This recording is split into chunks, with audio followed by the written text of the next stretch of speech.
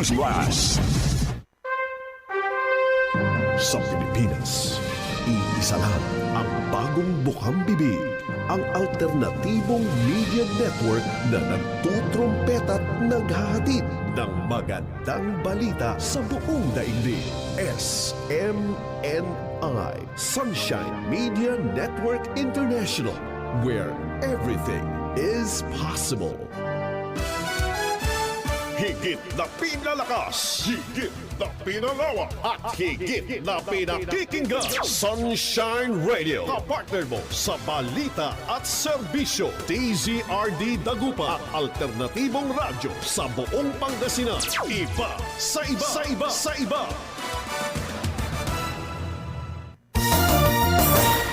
Kalayaan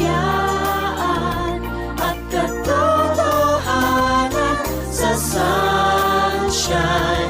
Sunshine Radio.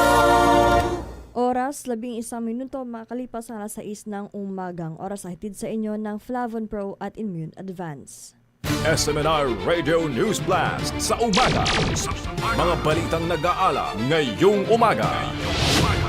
SMNI Radio News Blast sa umaga. Mga nag-aalab na balita sa Pangasinan at Ilocos at sa buong Pilipinas. Mula sa DZRD 981 SMNI Radio News Center sa Dagupan City, narito ang inyong News Blasters. Headlines News Blast. Sa unang mga balita ngayong umaga sa Balita Regional. Headlines News Blast. Dagupan City Mayor Belen Fernandez tumanggap ng mga parangal mula sa RPMD Foundation Incorporated at sa 31st Migrant Workers Day celebration. Headlines News Blast. At Binmalay Mayor Merera pinarangalan ng OWA sa Sinagtala Award. Headlines News Blast. At TESDA La Union nagsanay ng 25 scholar sa Automotive Servicing NC1. Headlines News Blast. LGU San Jacinto ginawaran ng Sinagtala Award para sa serbisyo sa mga OFW.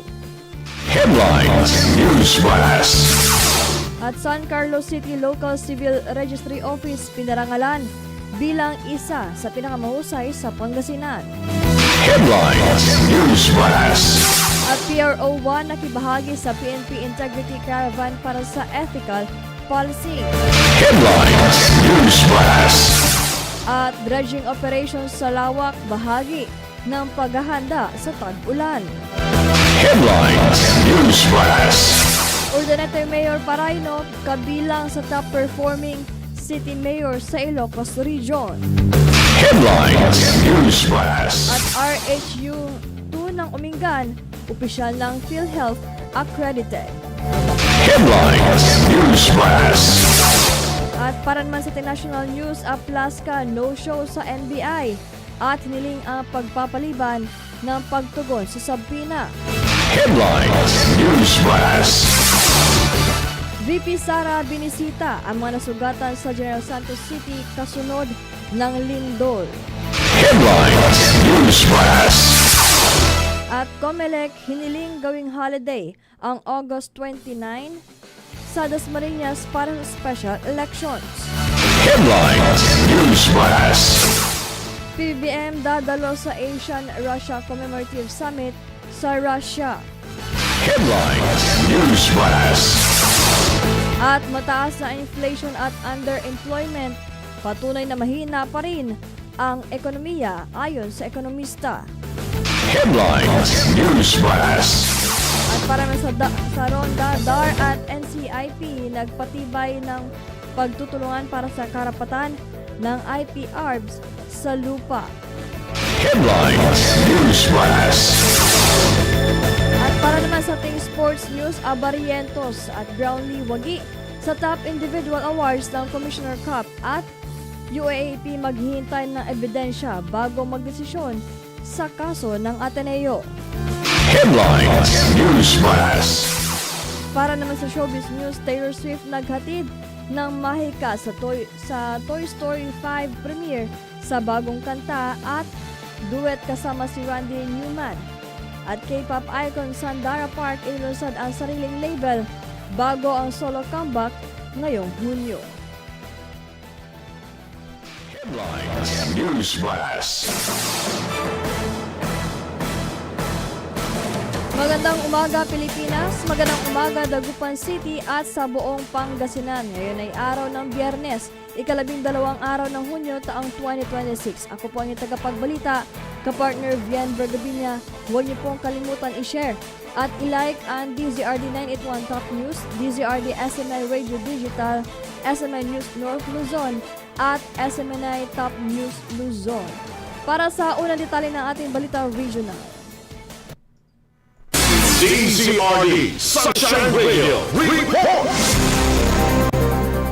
Dagupan City Mayor Belen Fernandez tumanggap ng mga parangal mula sa RPMD Foundation Incorporated at sa 31st Migrant Workers Day Celebration. Alamitan na balita niya mula kay Sheila Balog.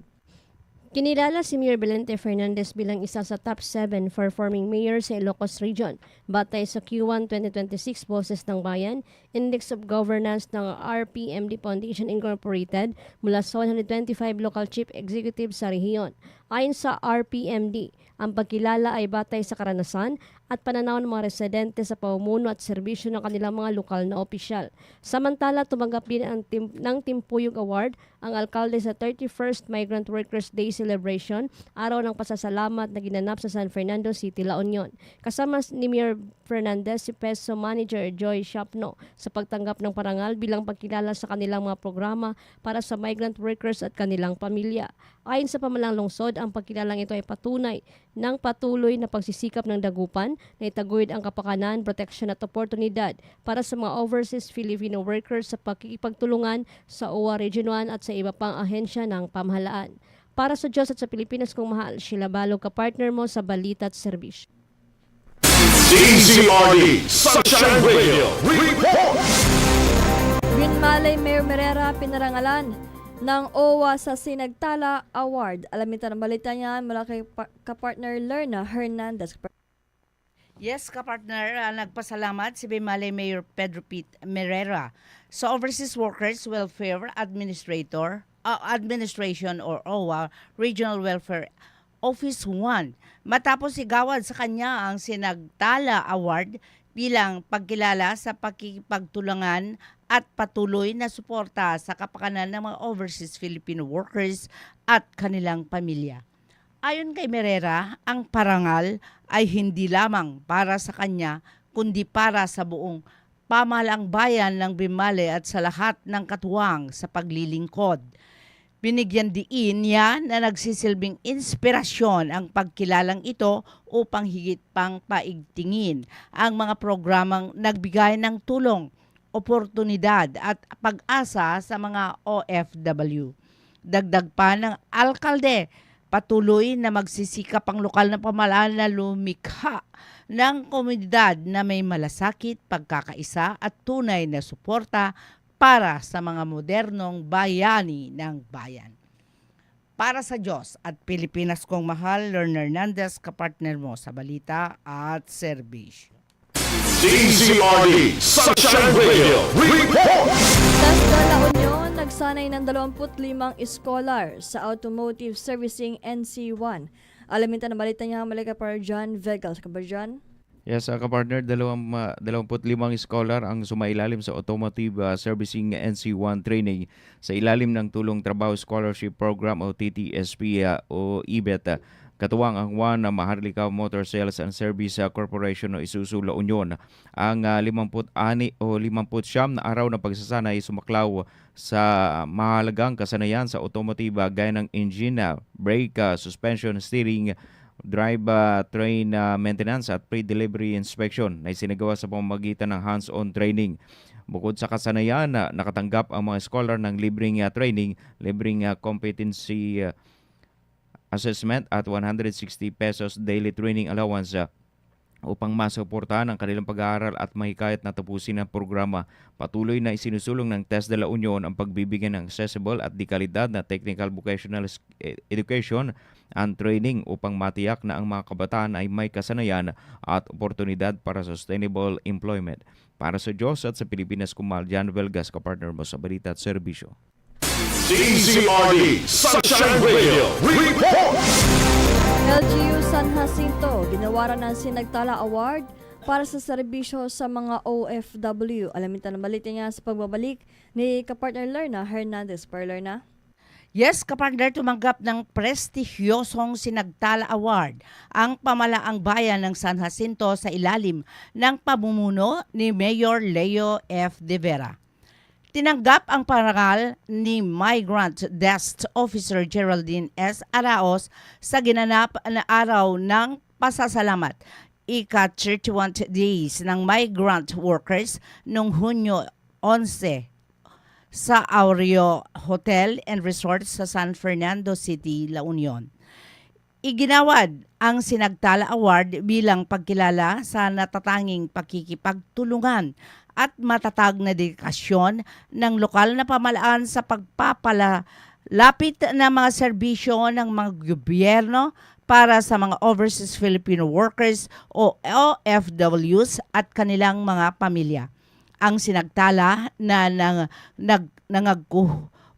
nangangahulugang pinakamaliwanag na butuin ay iginawad ng mga local government unit, national government agencies at social partners sa patuloy na pagsisilbi o nagsisilbing katuwang sa pagsusulong ng mahusay na pamamahala at makabuluhang pakikipag-ugnayan para sa kapakanan ng mga OFW. Ayon sa LGU San Jacinto, patuloy nilang palakasin ang mga programa, serbisyong na madaling ma-access ng mga OFW at ng buong komunidad.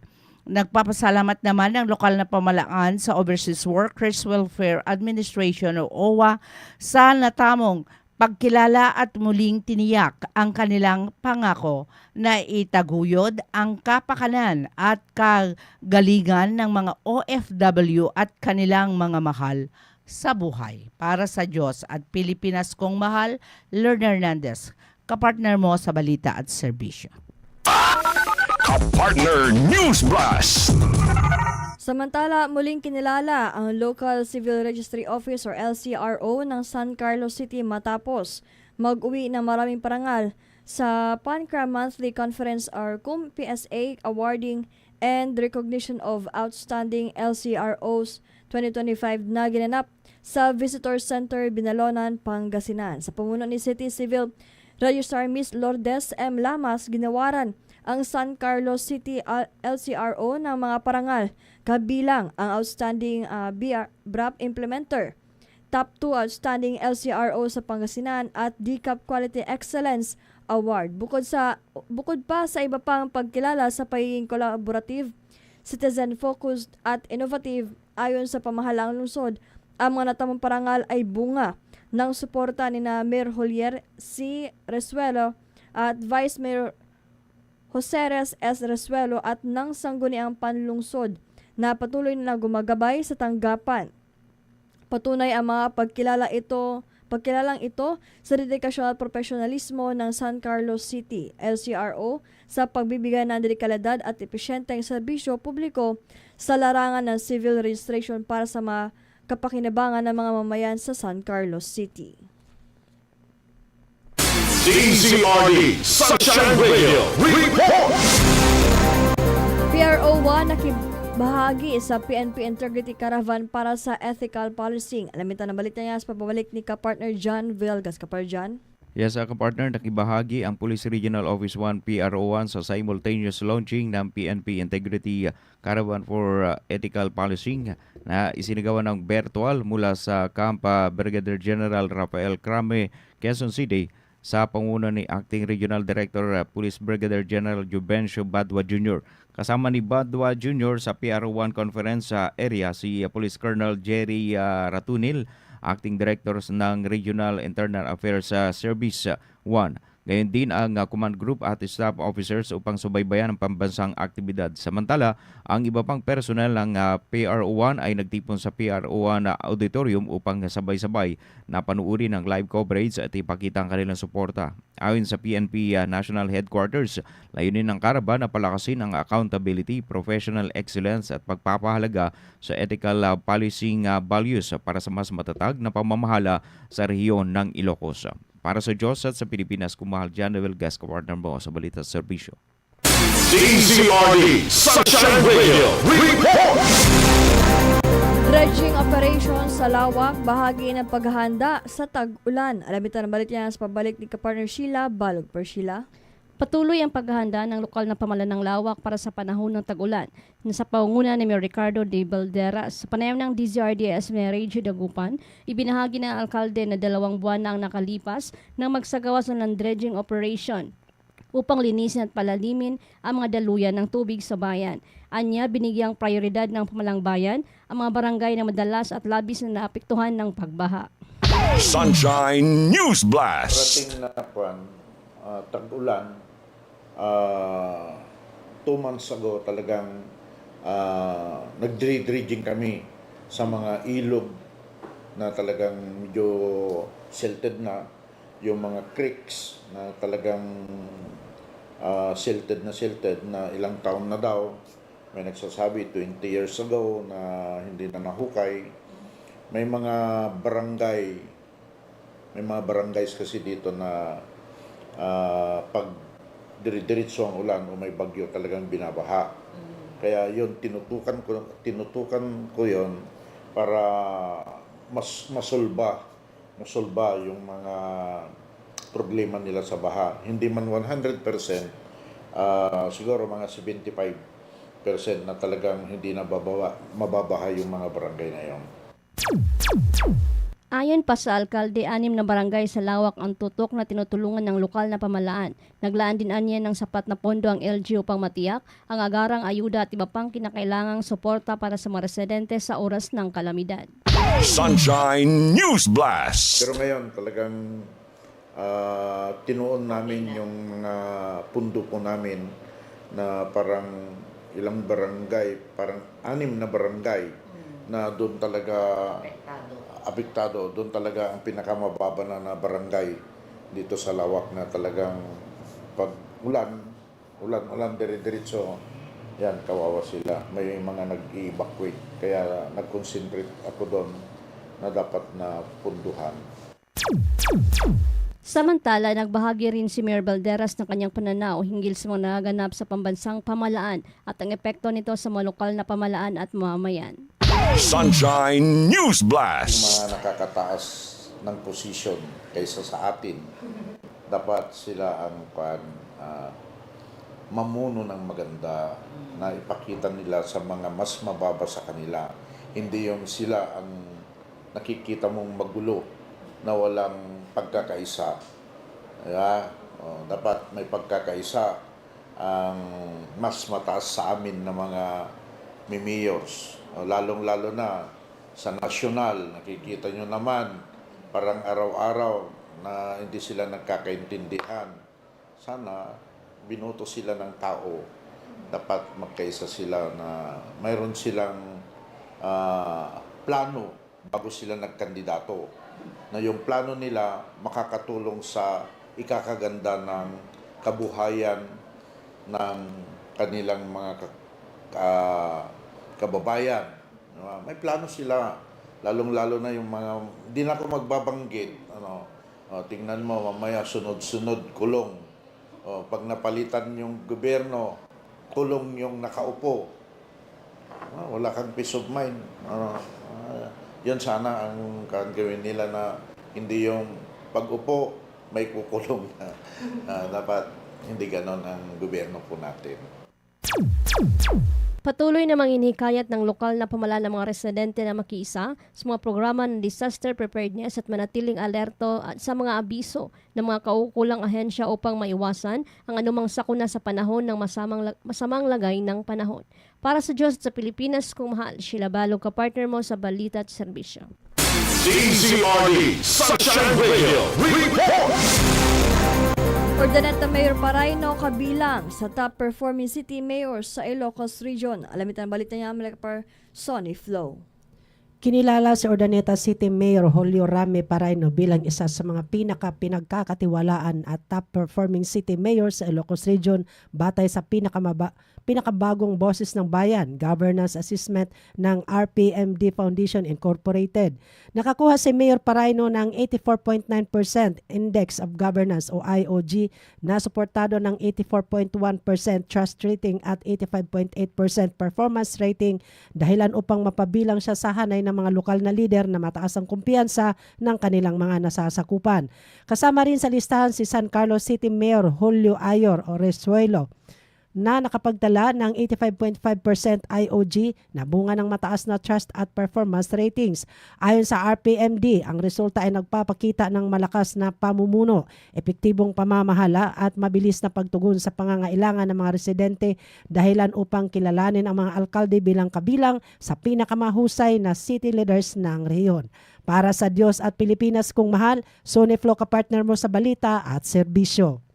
DZRD Sunshine Radio Report! At para naman sa huling balitang regional, RSU2 ng Umingan, opisyal ng PhilHealth accredited. Alamin ang balita niya par John Velgas Cabarjan. Official ng PhilHealth accredited ang Aurora Health Unit 2 o RSU2 ng Umingan, Pangasinan, isang malagang tagumpay para sa sektor ng kalusugan ng bayan. Ayon sa local government unit ng Umingan, katuwang ang mga municipal at rural health officers at staff, layunin ng akreditasyon na itaas ang kalidad ng serbisyong medikal para sa komunidad. Sa pamamagitan ng akreditasyon, mas abot kaya at accessible na primary health care benefits at financial protection na maihahatid sa mga residente ng Umingan. Binagyang diin ng LGU na patuloy ang kanilang commitment na walang maiiwan pagdating sa kalusugan at wellness ng mga Uminganian. Para sa Diyos at sa Pilipinas kumahal, John Velgas kapartner mo sa balita at serbisyo. DZRD Sunshine Radio Report! At para naman sa national news, Aplaska no-show sa NBI at hiniling ang pagpapaliban sa pagtugon sa subpina. Alamin ang balita niya par Cherry Light. Kinumpirma ng kampo ni Aplaska na naghain sila ng kahilingan sa NBI na ipagpaliban muna ang pagdinig kaugnay ng nakatakdang investigasyon ng Senado sa mga insidenteng naganap mula Mayo 11 hanggang 14. Bukod kay Aplaska, nakatakda rin tumugon sa sabpina ngayong Huwebes si Colonel Jean Robles, Deputy Chief of Staff ni Senador Robin Padilla. Gayon din si Virgilio Carino, tiyohin ng senador, ngunit kapwa rin silang hindi dumalo. Ayon sa NBI-CCD, sinubukan nilang ihatid ang sabpina sa dalawa, ngunit hindi ito personal na naiabot dahil nakasara umano ang kanilang mga bahay. Sa kaso naman ni Aplaska, isang kasambahay lamang ang tumanggap ng dokumento. Samantala nakatagdang humarap sa NBI sa Hunyo 17, si Pasay City Police Chief Colonel Joselito De Sisto. Matatandang sinabi ni NBI Director Melvin Matibag na padadalhan ng sabpina ang 4 na individual dahil sila umano ang mga huling nakasama ni Senador Ronald Bato de la Rosa bago ito nawala. Ayon pa sa NBI-CCD, kung mapatutunayang natanggap nila ang kahilingan ni Aplaska para sa deferment, maaari silang magtakda ng panibagong petsa para sa kanyang pagharap. Patuloy na binabantayan ng NBI ang kaso habang hinihintay ang pagdalo ng mga pinatawa ng sabpina. Para sa Diyos at sa Pilipinas kung mahal, Cherry Light, SMNA News. DZRD Sunshine Radio Report! Samantala, VP Sara binisita ang mga nasugatan sa General Santos City kasunod ng lindol. Alamin ang balita niya par Jason Rubrico. Binisita ni Vice President Sara Duterte ang mga pasyente sa General Santos Doctors Hospital Incorporated at St. Elizabeth Hospital kasunod ng malakas na lindol na tumama sa General Santos City. Kinumusta niya ang mga pasyente mula sa mga bata hanggang sa mga senior citizen at inalam ang kanilang mga pangangailangan habang sila ay nagpapagaling. Tiniyak ng Vice Presidente ang patuloy na tulong ng Office of the Vice President sa mga naapektuhan ng sakuna. Ang una pong response ng Disaster Operations Center ng Office of the Vice President at ng Satellite Office, Southern Mindanao Satellite Office ng Office of the Vice President ay yung pagpapadala ng kalusugan food trucks namin noong panahon ng search and rescue sa mga nawawala at mga biktima ng malakas na lindol. Pinadala namin sa Gensan yung food truck at sila yung nagluluto ng hot meals para sa mga first responders at mga rescuers doon sa mga nag-collapse na mga buildings. Bukod sa kalusugan food trucks, nagpadala rin ang OVP ng mga rice bag at food packs para sa mga pamilyang naglalamay sa kanilang mga kaanak na nasawi dahil sa lindol. Ang sumunod ay yung mga rice bags, rice food bags na binibigay namin doon sa mga pamilya na nagburol at naglamay ng kanilang mga kamag-anak na namatay dahil sa lindol. At ang susunod naman ay yung pagbibigay namin ng food and non-food na mga boxes para doon sa mga tao na na-displaced dahil sa lindol. Ipinabot ni VP Sara ang kanyang pakikiramay sa mga naulilang pamilya at paalala sa kahalagahan ng kahandaan sa mga sakuna gaya ng lindol. Ayon sa Vice Presidente, walang babala ang lindol, kaya't mahalaga ang agarang paghahanda at tamang kaalaman sa gagawin tuwing may ground shaking upang maiwasan ang panic at maprotektahan ang buhay.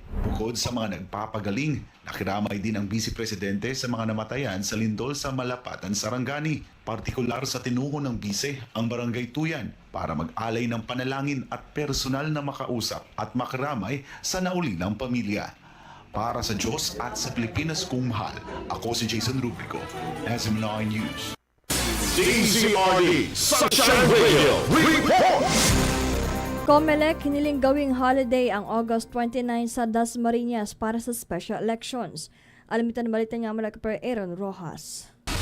Hiniling ng Komisyon ng Elections sa pamahalaang lungsod ng Dasmariñas na ideklarang walang pasok ang August 29, araw ng nakatakdang special elections para sa kinatawan ng ika-4 na distrito ng Cavite. Ayon kay COMELEC Chairman George Garcia, layunin itong mabigyan ng sapat na pagkakataon ang mga residente na makaboto dahil batay sa karanasan, bumababa ang voter turnout kapag ito ay isinasagawa sa regular na araw ng trabaho. We're hoping na sana ito pong ating special election na ito, lagi po kasi sa mga nagdadaang mga plebisito, lagi pong hindi ganun katataas ang voters turnout. Isa po sa resolusyon na inaprubahan ng Commission and Bank ay ang resolusyon na ideklara ang August 29 bilang walang pasok dito po sa Dasmariñas City. Upang mas mabigyan ng focus ng mga kababayan natin yung pagboto sa araw na yan. Kasabay nito ay inamin ng COMELEC na malaking hamon ang kakulangan sa pondo para sa pagsasagawa ng special elections. Tinatayang aabot sa mahigit 200 milyong piso ang kakailanganin para sa botohan sa Dasmariñas dahil sa laki ng bilang ng mga rehistradong botante sa distrito. Sa pinakahuling tala ng COMELEC, nasa halos 450,000 ang voting population sa lungsod. Mas mataas kumpara sa naunang special election sa Antipolo na umabot sa halos 98 milyong piso ang gastos. Mukhang kakailanganin namin, and we would like to be very blunt and honest and direct, ng more or less 200 million. Kaya sa kasalukuyan, hinahanap pa ni COMELEC kung saan namin kukuhanin yung 200 million. Sa kabila nito, tiniyak ng COMELEC na tuloy ang halalan sa August 29, alinsunod sa itinakda ng konstitusyon at sa desisyon ng Korte Suprema na nagsasabing obligasyon ng poll body na magsagawa ng special elections kapag may bakanting pwesto sa Kongreso. Bubuksan ang paghahain ng Certificate of Candidacy mula July 15 hanggang 17 habang magsisimula ang campaign period sa July 30. Target naman ng COMELEC na maiproklama ang mananalong kinatawan sa umaga ng August 30, isang araw matapos ang halalan.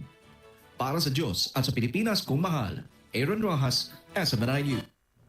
DZRD Sunshine Radio Report!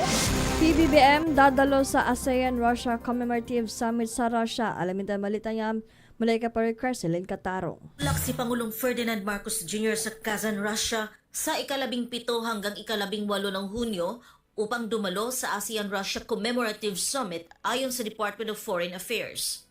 Sa palace briefing nitong Webes, sinabi ni Presidential Communications Office Undersecretary Claire Castro na ayon sa DFA, ang summit ay ginaganap bilang paggunita sa ika-35 anibersaryo ng ugnayan sa pagitan ng ASEAN at Russia.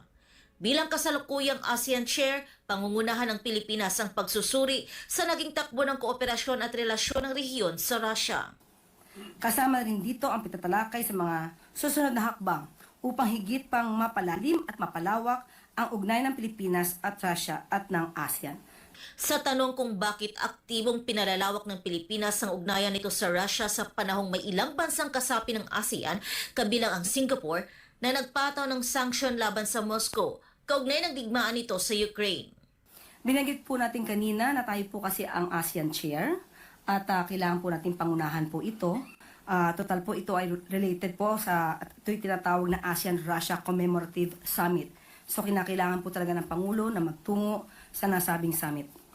Samantala, hindi pa makumpirma ng Malacanang kung magkakaroon ng hiwalay o bilateral meeting si Pangulong Marcos at Russian President Vladimir Putin sa sidelines ng summit. Sa ngayon po, ang magbibigay po ng detalye po na yan ay magmumula sa DFA. Ipinahayag ng palasyo ng DFA ang magbibigay ng mas detalyadong impormasyon hinggil sa pagbisita ng Pangulo sa nakatakdang press briefing ng ahensya sa Lunes. Samantala, bago ang naturang biyahe ni PBBM sa Russia, darating sa Pilipinas si German Federal President Frank-Walter Steinmeier para sa isang state visit mula ika-15 hanggang ika-17 ng Hunyo. Sa nakatakdang pagpupulong ng dalawang lider, pag-uusapan ng pagpapalawak ng kooperasyon sa larangan ng depensa, maritime cooperation, kalakalan at pamumuhunan, renewable energy, climate change, at pagpapalakas ng ugnayan ng mamamayan ng dalawang bansa.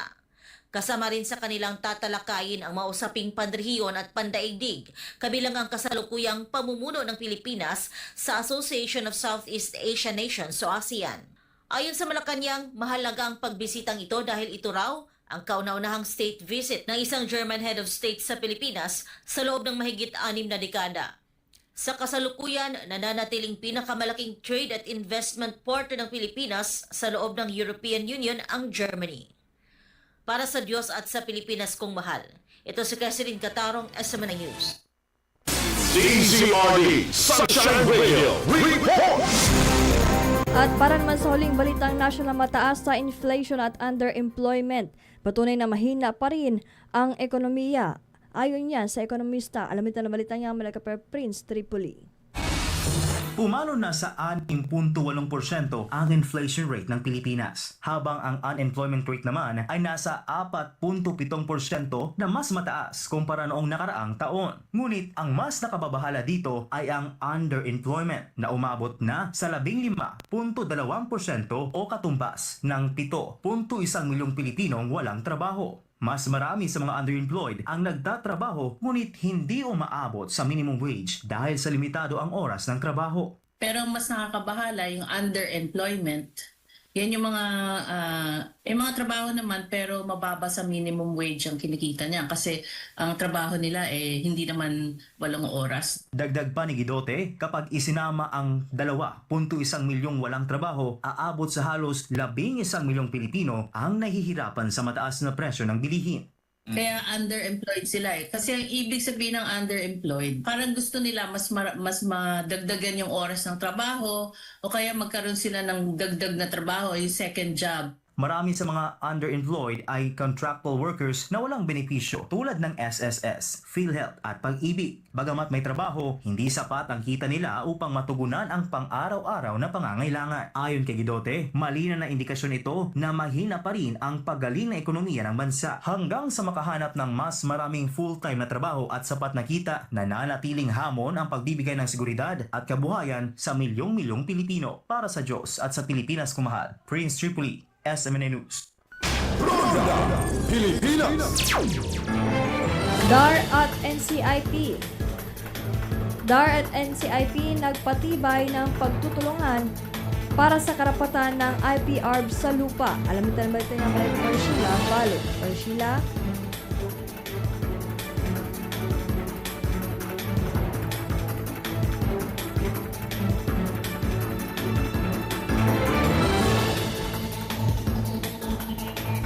National indigenous peoples ang kanilang pagtutulungan para sa pagpapatupad ng project split na nagbibigay halaga sa karapatan ng mga indigenous people na before beneficiary sa lupang kanilang pagmamay-ari. Sa pamamagitan ng parcelization, magkakaroon ng sariling electronic land titles. Ang bawat benepisyaryo patunay ng kanilang karapatan, seguridad sa pagmamay-ari ng lupa at pagkakataong maipamana ito sa susunod na henerasyon. Ayon sa DAR, ang hakbang na ito ay mahalagang bahagi ng reformang agraryo na naglalayong palakasin ang proteksyon sa mga katutubong pamamayan at magsasaka. Itinuturing din itong patunay na sama-samang pagkilos ng pamahalaan para sa inklusibong kaunlaran at mas maayos sa pamumuhay ng mga benepisyaryo ng agraryo. Para sa Diyos at sa Pilipinas kung mahal, Sheila Balo ka partner mo sa Balita at Serbisyo. Sports News Blast. Abarientos Brownlee wagi sa top individual awards ng Commissioner's Cup at UAAP. Maghihintay na ebidensya bago magdesisyon sa kaso ng Ateneo. Alam ito balik tayo America per Carlo de la Peña. Kuha ni RJ Abarientos ang kanyang unang Best Player of the Conference Award matapos manguna sa botohan laban kina Robert Bolick at Junmar Fajardo. Malaki ang naging ambag ng rookie guard sa pag-abot ng Barangay Ginebra sa finals ng Commissioner's Cup. Samantalang nasungkit naman ni Justin Brownlee ang kanyang ika-4 na Best Import Award matapos muling mangibabaw sa hanay ng mga import sa komperensya. Dahil dito, isang hakbang na lamang ang layo ni Brownlee sa record ng yumaong si Bobby Park Sr. para sa pinakamaraming Best Import Award sa kasaysayan ng PBA. Ito rin ang unang pagkakataon mula Season 47 Commissioner's Cup na parehong nagmula sa iisang koponan ang Best Player of the Conference at Best Import Awardees. Samantala, sinabi ng UAAP na maghihintay muna ito ng resulta ng mga opisyal na investigasyon bago magpasya kaugnay ng pagkamatay ni Rene Baterbonia at Divine Adili sa Dipakulaw, Aurora. Ayon kay UAAP Executive Director Ribo Sagisag, paiiralin ng liga ang due process at pagbabatayan lamang ang mga opisyal na ulat at ebidensyang lalabas sa kaso. Nakikipag-ugnayan na rin ang UAAP sa Sports Stakeholders Panel ng Philippine Sports Commission upang matugunan ang mga usaping may kaugnayan sa insidente. Sa ngayon, hindi magsasagawa ng hiwalay na investigasyon ng liga at sa halip ay makikipagtulungan sa mga law enforcement agencies na nagsisiyasat sa nangyari. Dagdag pa ng UAAP na sa Ateneo de Manila University muna ang pagpapasya kung magkakaroon ng anumang aksyon laban sa coaching staff habang nagpapatuloy ang investigasyon. Nangyari ang insidente habang nagsasagawa ng team building at training camp at Ateneo bilang paghahanda para sa UAAP Season 89. Para sa Diyos at sa Pilipinas kong mahal, Carlo de la Peña, SMNI News. Showbiz News Blast. Taylor Swift naghatid ng mahika sa Toy Story 5 premiere sa bagong kanta at duet kasama si Randy Newman. At K-pop icon Sandara Park inilunsad ang sariling label bago ang solo comeback ngayong Hunyo. Alamin tayo ng balita niya mula per Blake Ann. Nawit ni Taylor Swift sa world premiere ng Toy Story 5 ang kanyang bagong country-inspired track na I Knew It, I Knew You na bahagi ng official soundtrack ng inaabangang Pixar sequel. Nagbigay rin siya ng emosyonal na talumpati at nagpahayag ng pasasalamat sa pagiging bahagi ng iconic na franchise habang tinawag niyang isang masterpiece ang pelikula. Isa sa mga highlight ng gabi ang kanyang duet kasama ang veteranong songwriter na si Randy Newman sa kantang You've Got a Friend in Me. Ibinunyag din ni Swift na isinulat niya ang kanta para sa karakter na si Jessie at nagpasalamat kina director Andrew Stanton, Randy Newman at collaborator na si Jack Antonoff para sa proyekto. Samantala, opisyal nang inilunsad ni Sandara Park ang kanyang independent agency na Aradnas, isang label na hango sa kanyang pangalan na binaliktad. Kasabay nito, inalabas niya ang kanyang promotion schedule para sa kanyang solo project na Reprism na nagkatakdang ilabas sa June 20. Inanunsyo rin ni Dara ang kanyang 2026 FanCon Asia Tour na may parehong titulo. Bukod dito, hinirang din siya kamakailan bilang Public Relations Ambassador ng Overseas Koreans Agency ng South Korea. Sa kanyang mensahe, nagpasalamat si Dara at binigyan diin ng espesyal na papel ng Pilipinas sa kanyang buhay at karera. At yan ang hatid namin sa inyo na Showbiz News. This is Blake Ann, ang inyong citizen correspondent, bringing you the latest showbuzz. Ang salita ng Ama. Tunghayan po natin ang Sunspeak sa mga oras na ito. Maging matapat ka lamang. Ikaw ay tataas ng dakilang Ama sa takdang panahon. At dyan na po nagtatapos ang Sunshine News Blast Morning Edition. Ngayon ay araw ng Biyernes, ika-12 araw ng Hunyo taong 2026. Maraming salamat sa management sa pagkakataong makapaghatid ng balita at serbisyo mula sa DZRD News Center at sa co-pilot ngayong umaga kapartner Jeff and kapartner Tan at sa ating station manager kapartner Jay Mendoza. At blessed morning po sa ating pinakamamahal na pastor, Pastor Apollo C. Kibuloy. Ako po ang tagapagbalita kapartner Vian Vergabinia at abangan niyo po ang mga susunod pang programa. Sumasambulat sa buong Pilipinas. Sunshine News Blast. Sumainyo ang mga nag-aalab na mga balita sa SMNI Radio News Blast. Samahan kami muli sa paghahatid ng mga balita sa loob at labas ng bansa para sa Diyos at sa Pilipinas nating mahal.